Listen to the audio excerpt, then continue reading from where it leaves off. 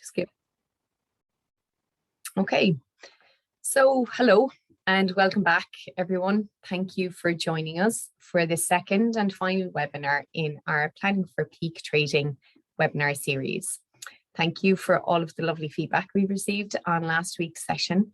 I think it definitely created a buzz of excitement and action, judging by the engagement on our help desk this week and the buzz we've had from all of the retailers. So we hope that today's session will help to increase that momentum and keep it going as we move forward into the peak trading period. For anyone who missed last week's webinar, we've provided a link to the recording and the pre-recorded videos on our Magico e-commerce YouTube channel. So you can head on over there after this session and catch up. And again, a copy of today's session will go on there over the next couple of days as well. I said it last week, but a special welcome to all of the new Magico and AB Commerce retailers that are joining us for this webinar. Many of the retailers that were with us pre-COVID will have enjoyed the valuable feedback, the knowledge share that usually happens when we hold these sessions as in-person events, but for now it's virtual. So we look forward to hopefully getting back together in person again in March 22. Okay, so as last week, during the course of this morning's session, I'd like to welcome you to share comments or feedback, ask questions in the Q&A section, and we'll break at various stages to answer those as we work through the content. We are hoping to keep this webinar to about an hour or thereabouts, allowing some time for questions as we work through and maybe a few questions at the end. Just to provide you with a running order for this morning's session, I'm going to kick off with a very short glimpse at what we are planning in terms of the AB Commerce Development Roadmap for the rest of this year and 2022.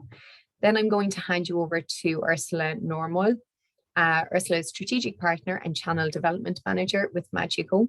Many of you will know her and have worked closely with her over the last number of years. And today, Ursula is going to take you through some ideas for supercharging your fulfillment through peak. Then the third element of today's session will be supercharge your marketing for peak. And we're delighted to welcome Head of Social, Ryan O'Donoghue from Vroom Digital, who's joining us for today's session. And Ryan is going to provide us with insights and tips and actions for your marketing activities.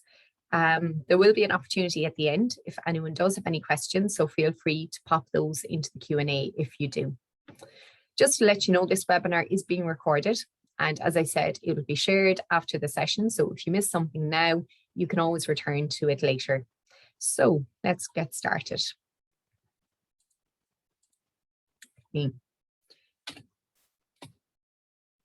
So the AB Commerce Development Roadmap to March 2022. So, where is me? Just get this out of my way. Okay. So while you are all busy packing boxes and fulfilling orders, we want to give you a taste of what is going on here behind the scenes and what we will be busy working on for the rest of this year and well on into 2022. So what we are planning. Okay, so I'm going to talk about this in a couple of broad topics. The first of those being omni-channel. And we spoke last week about how an omni-channel strategy is now more important than ever.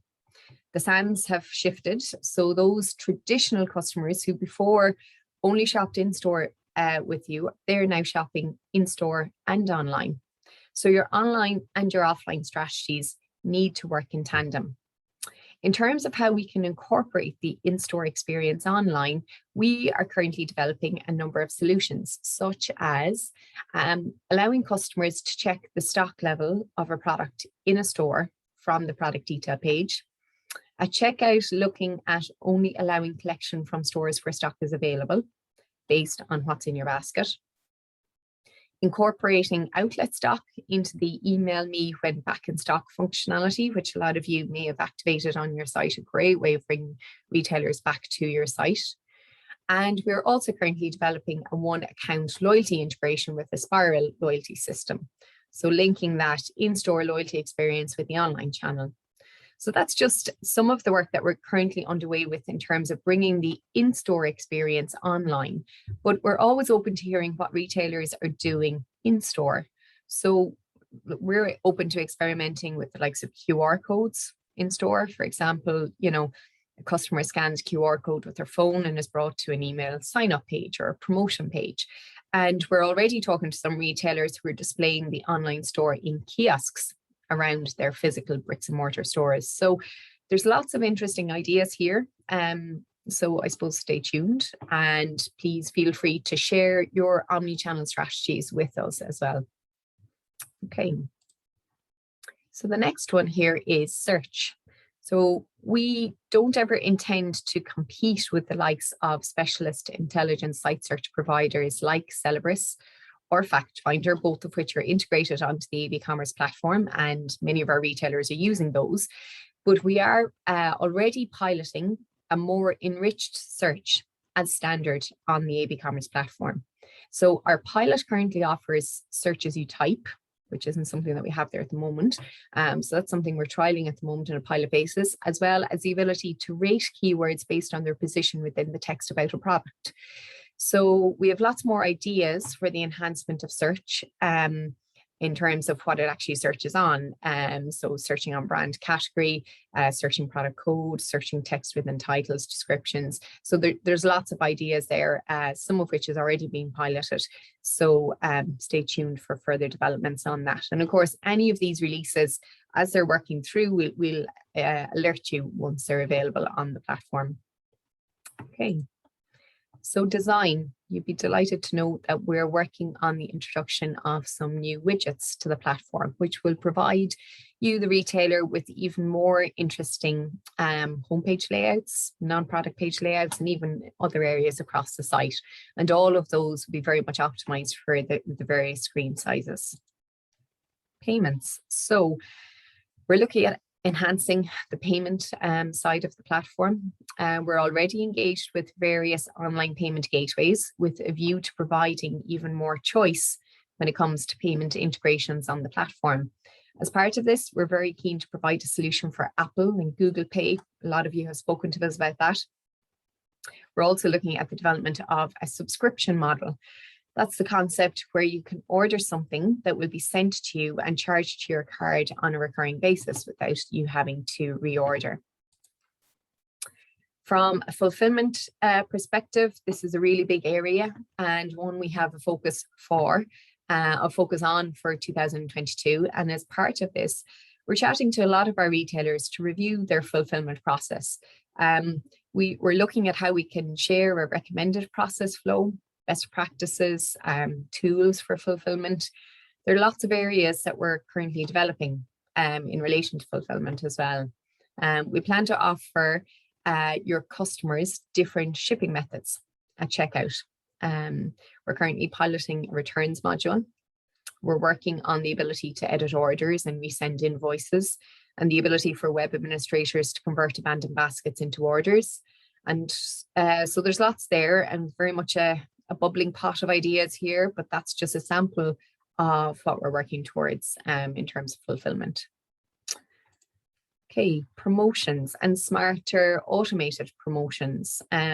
So we're currently piloting a new analytics-based product feature widget so that it automates the products displayed based on the top selling products. So for example, the ability to automate the display of the top selling products for the category being looked at maybe at the top of the list page. We plan to automate abandoned basket emails from the platform. So promoting those back to the customer and encouraging the customer back to your site. And last week we spoke about the further enhancement of the email marketing module, whereby you can now incentivize email collection by offering a promotional code for your first order via homepage pop-up. So that's already live on the platform. So lots more coming in that respect. Okay, and analytics and SEO. So our platform regularly undergoes SEO audits from the digital marketing agencies that our retailers work with. And throughout this year and for the year ahead, we'll continue to release tweaks and improvements to ensure the platform is as search engine friendly as it can be. That will include a review of the new Google Core Web Vital's SEO algorithm, and we'll be making any technical and design related changes that are recommended there. In terms of analytics then, we regularly get very good feedback from you from the dashboard analytics. Lots of you really enjoy that and value the information that's provided there, but we know you'd love to see more of this. So we have plans to further enhance that in 2022. Excuse me. We plan to add some data filtering, and we'd like to speed up and avoid the deletion of analytic summaries that are happening at the end of each month. We'd love for retailers to be able to compare your KPIs against the average in your industry.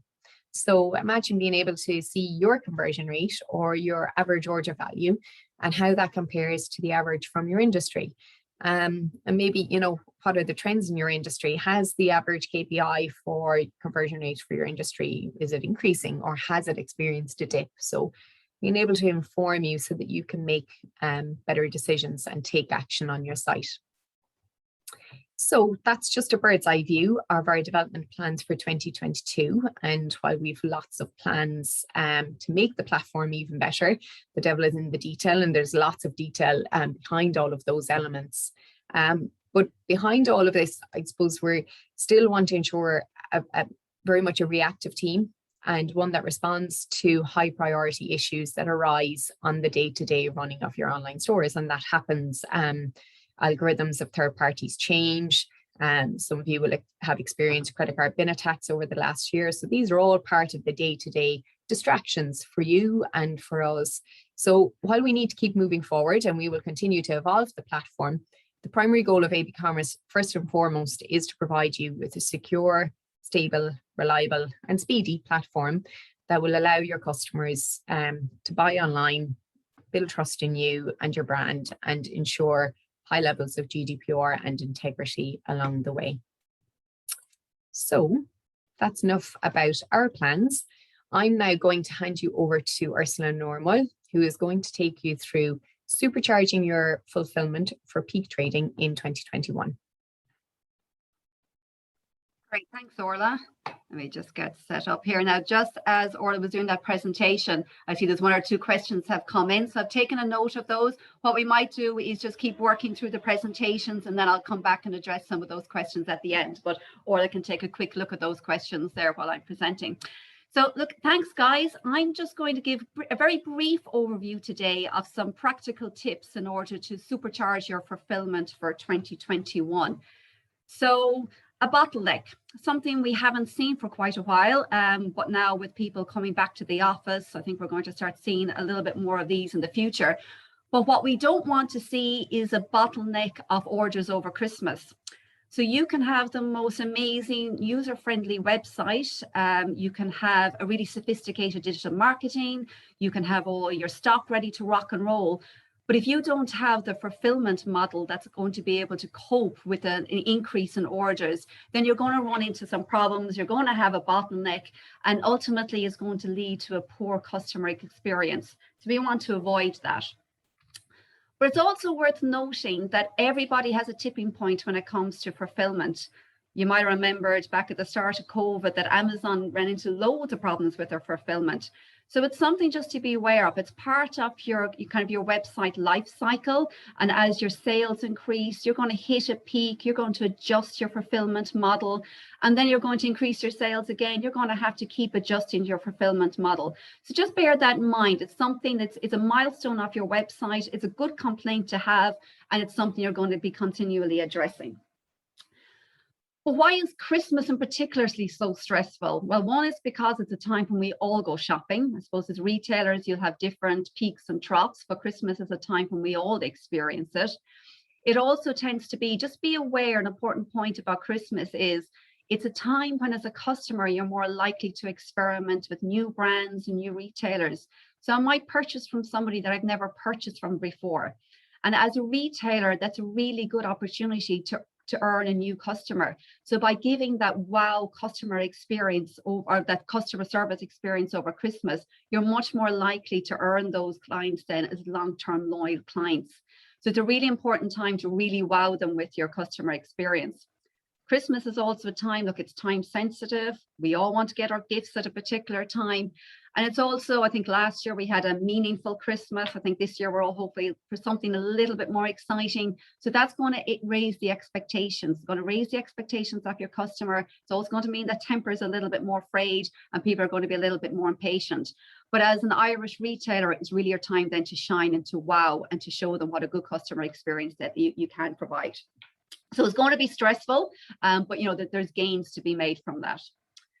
So look, I'm just going to go through some practical tips on some things that you can think about. And some of you guys are already doing this, but just for maybe some of our newer retailers that they're aware of some of the practical things to think about. Number one thing we'd say is plan ahead and plan early. So we'd be suggesting that you start planning now for your peak period. Don't wait until you're firefighting a backlog of orders. You've got lots of marketing going on. You're dealing with stock issues. Start planning now. And what we mean by that is look at forecasting your orders. So Breed touched on this last week when she talked about forecasting your revenues for the peak period.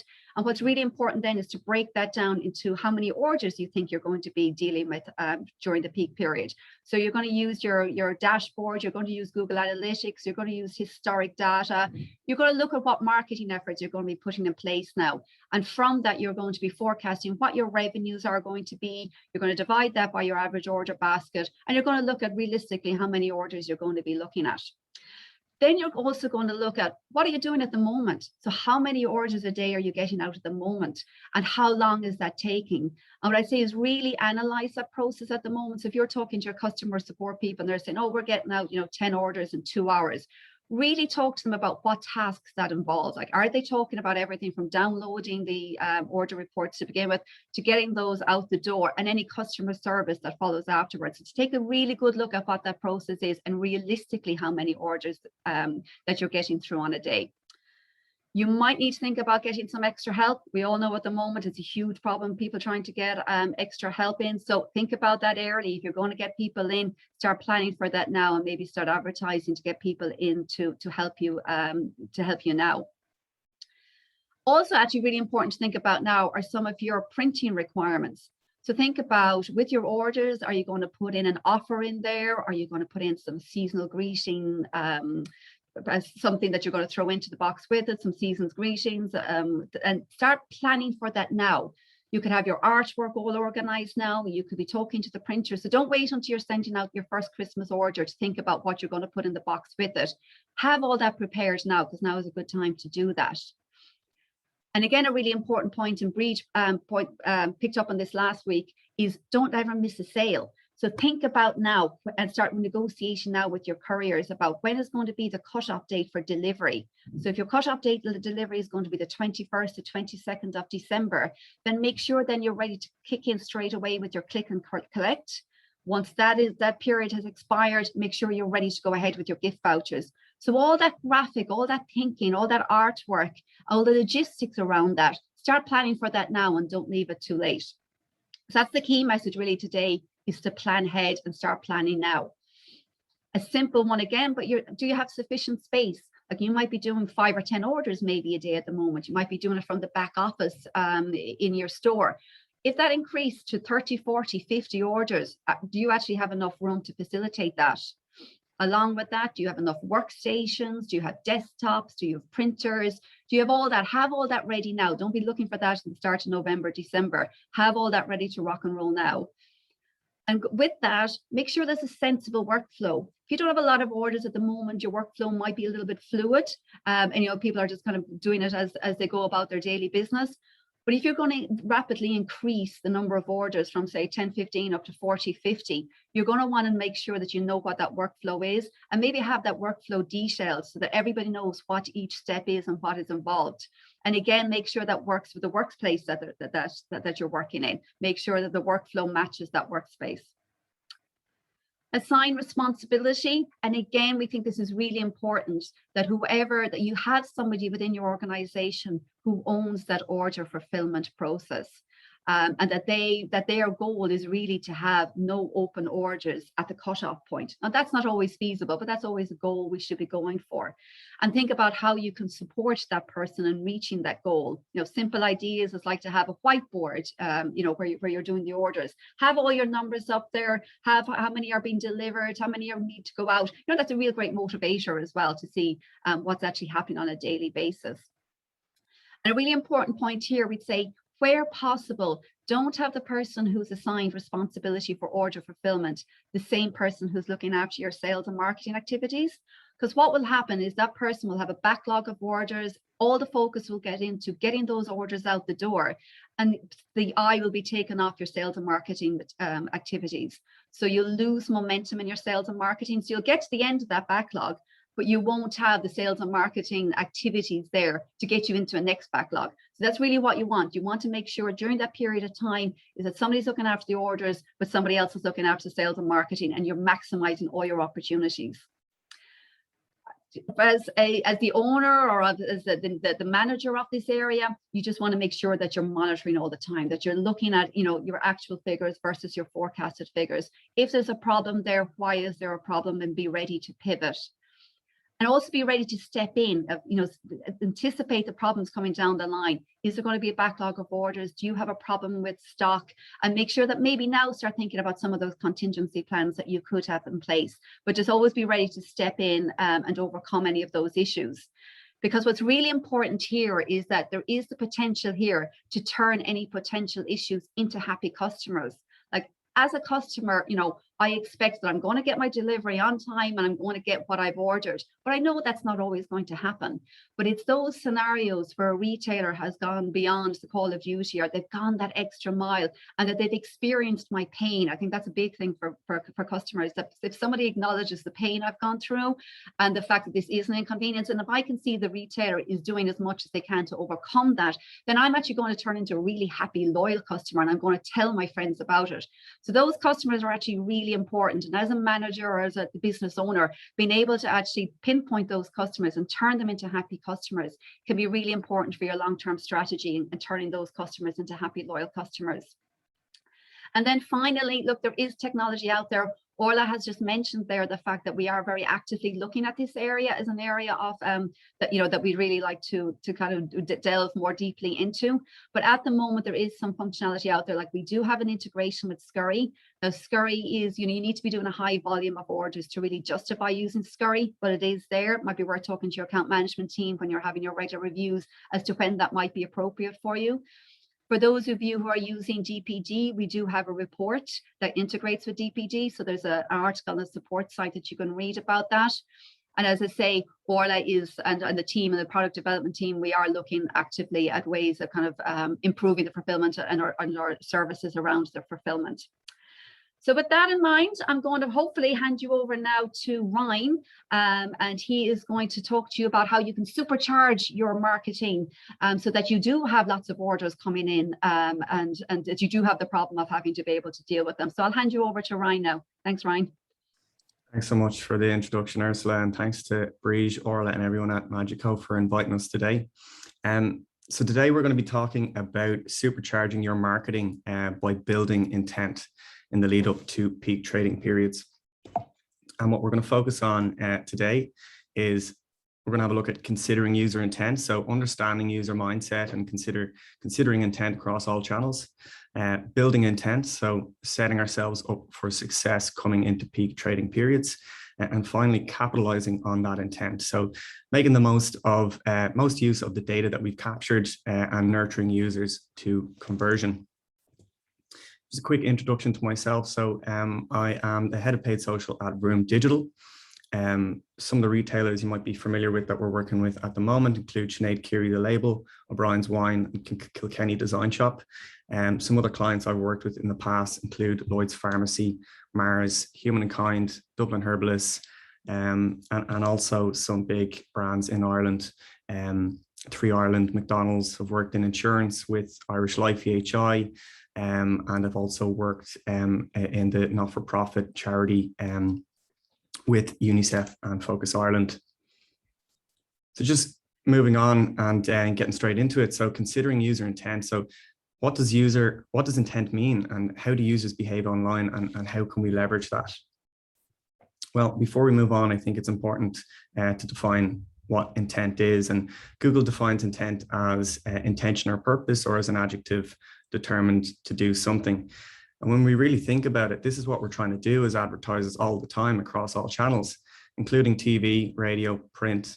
However, we do have a unique opportunity across digital channels where we can measure this intent using data.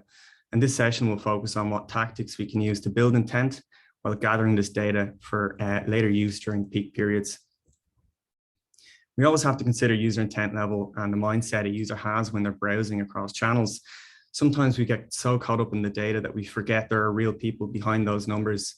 And as marketers, sometimes we become a bit like mad scientists, detaching ourselves from the people we work to serve.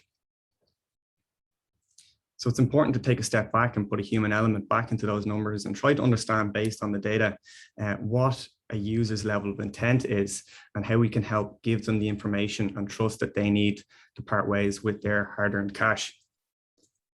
And armed with this knowledge, we can ensure that our messaging at every stage of our funnels is aligned with the level of intent that a user has shown in our brand. For example, consider how your messaging would change for a user who has never heard of your brand before versus a user who has been to your website and engaged with your content or ads.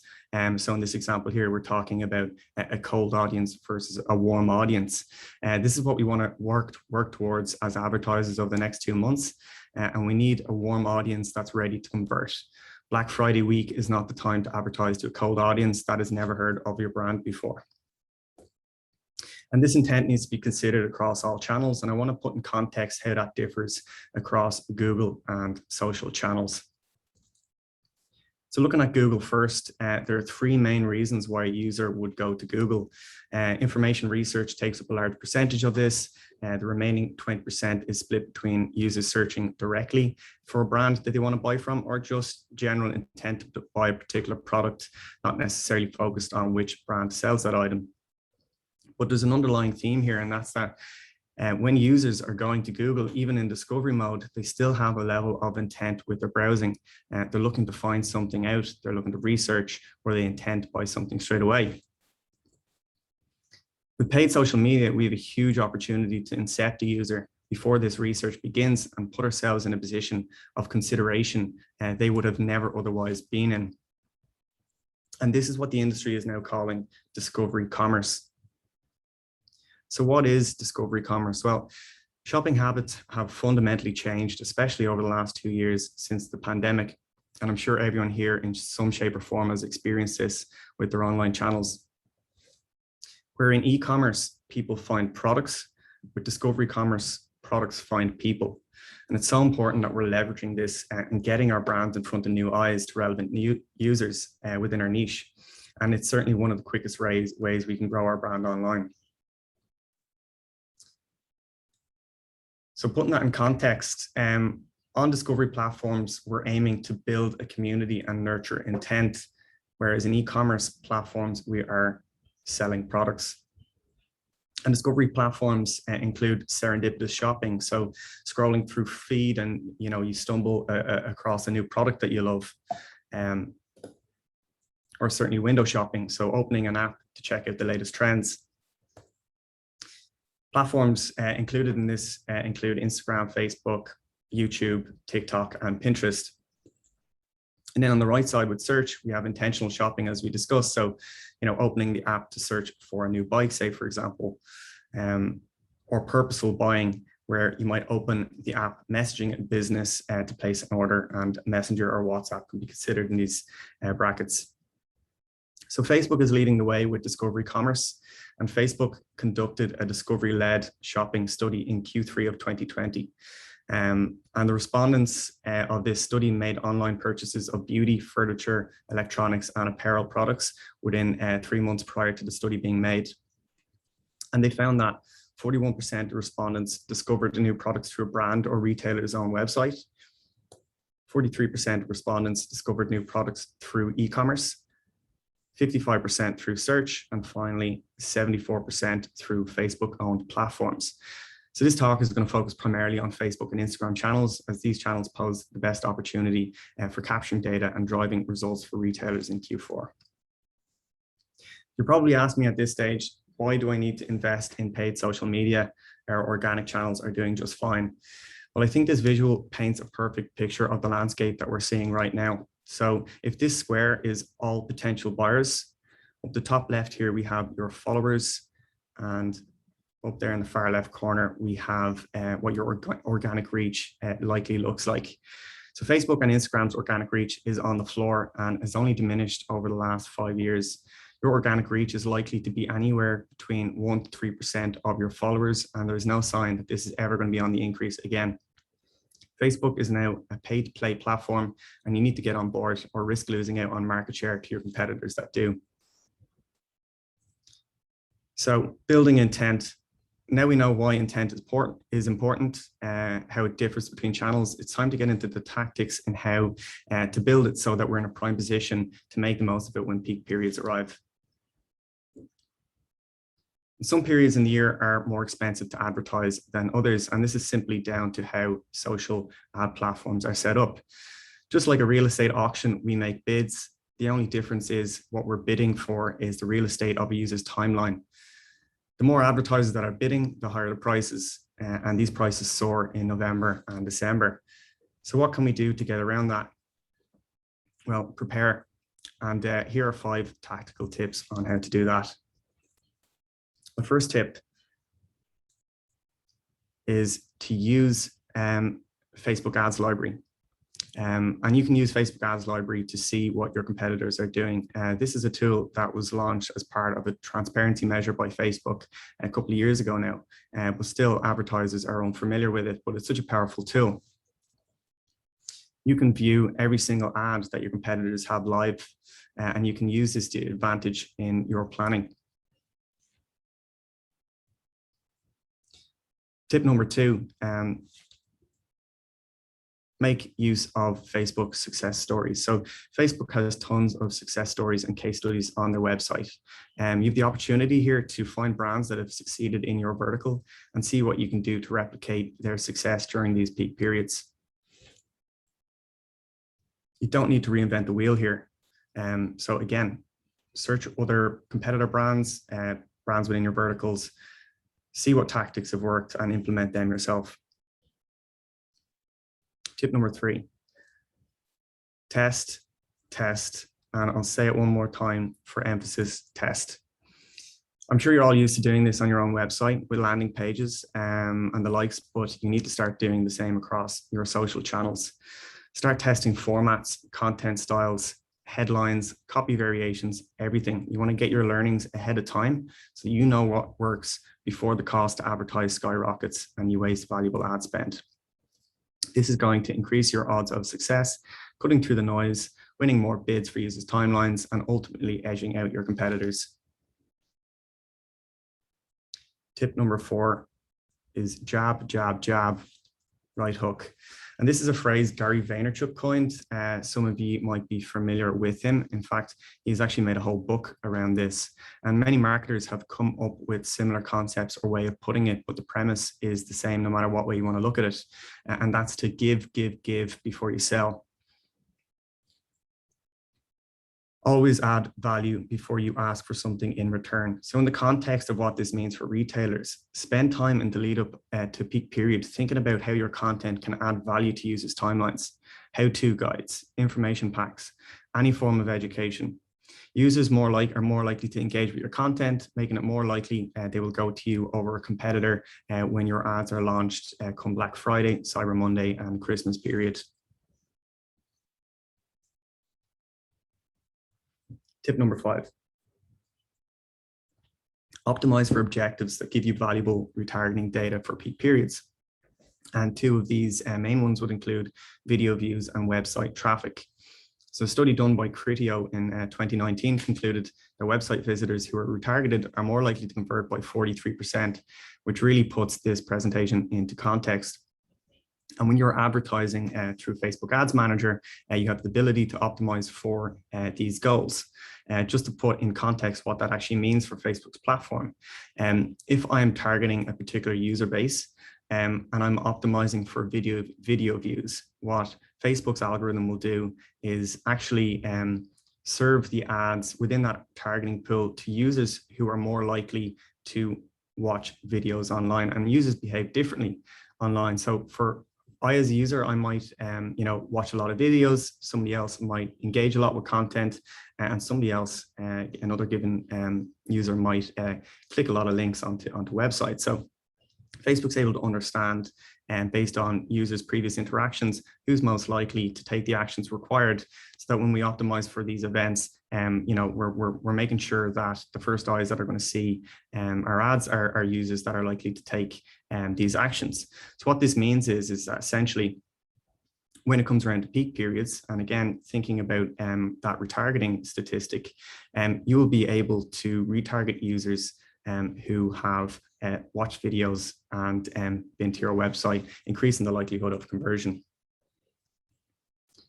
So our last topic to discuss is capitalizing on intent. So again, making the most of the data captured and nurturing users to conversion. We know why intent is important, how it differs between channels and the tactics used to capture this intent, but now it's time to reap what we've sowed and capitalize. So we've already touched on this, but retargeting, and as I mentioned, what we want to do during this time, during peak periods, is invest your ad spend in retargeting these users and retargeting users that haven't taken any interaction with your brand. So whether that's been to your website, engaged with your content, watched your videos, or even abandoned carts. Again, we can use this data to understand a user's level of intent. And what we want to make sure as well is that when we're retargeting these users, that we're considering that they already have intent. So going back to that slide where we discussed how we would speak to a cold audience versus a warm audience, you want to consider your messaging that these users have engaged in some shape or form before. And really, this is an opportunity then to try and nurture users, try and give them the information that they need, try and get past any barriers that they might have as to why they might not want to make a purchase, and really nurture them across the line. Tip number 2, so link and sync your product catalog. You can easily link your product catalog through Commerce Manager, again in Facebook's Business Manager.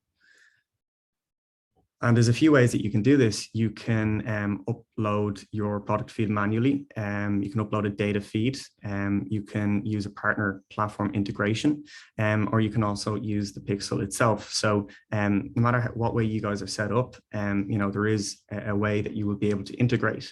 Of course, you want this to be as dynamic as possible. You don't want to go you really don't want to go through a manual route, because what will end up happening is your business manager won't be synced with your product feed, and it won't be sure if you have a product that's out of stock, say, for example.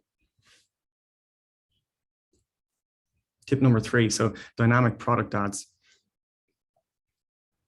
When retargeting, this ad format will serve users ads that feature products they have already likely been browsing. So you can imagine the power of this. This is going to dramatically increase the likelihood of them converting. In the example that we have here displayed, this particular brand, if you can imagine that I have engaged with their brand before and been on their website, and I have taken an interest in a particular set of shoes that I like. I might have gone to a particular part of the website, clicked on those pair of shoes, and I might have abandoned the cart. I might have added the cart and abandoned, or I might have just bounced off the website at that point. At a later time, I might be served with a dynamic ad that features the exact shoes that I had shown intent for. So you can imagine how powerful that would be for your brand. And of course, this heavily relies on your product catalog being synchronized with Facebook Business Manager. Tip number 4, bricks, not just clicks. So some people prefer to shop in store rather than online.